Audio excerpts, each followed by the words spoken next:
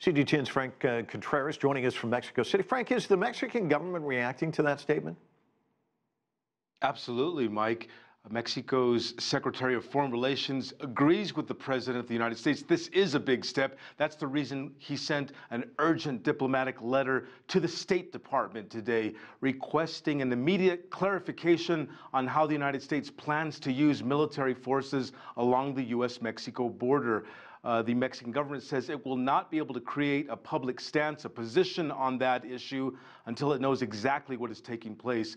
The Mexican government, however, uses historians and analysts, Mike, like any smart government would do. They know the United States has done this before. It happened under Barack Obama in 2010.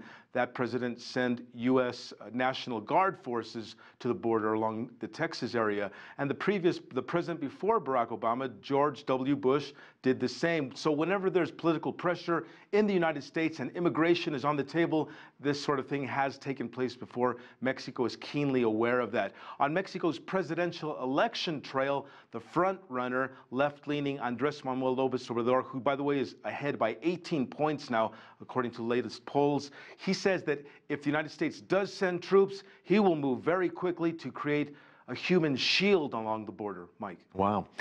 Frank, the U.S. president also pressuring Mexico to do something about this caravan of Central American migrants passing through Mexico on their way to the United States. What's happening there? That's right. The president's sending messages to Mexico's Interior Ministry as well, suggesting that Mexico ought to take efforts inside its own country to basically break apart that caravan of migrants. As we mentioned before, this is a migrant caravan that takes place every single year right around this time, the Easter celebrations for a Catholic nation, Mike.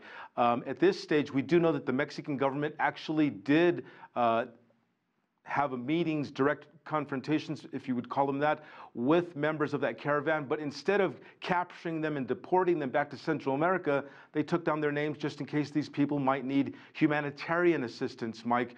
The Mexican government knows that a lot of the people on the caravan are here looking for humanitarian assistance. When they go to the United States, some of them will seek to do that. One of the leaders of the caravan today said, this is not an action film. People are not expected to make a charge for the border and take on the U.S. military. That will not happen. But the leader of that caravan does say that migrants do have the right under international law to seek refugee status, and some of them will do that, Mike. Frank Contreras for some Mexico City. Thanks so much.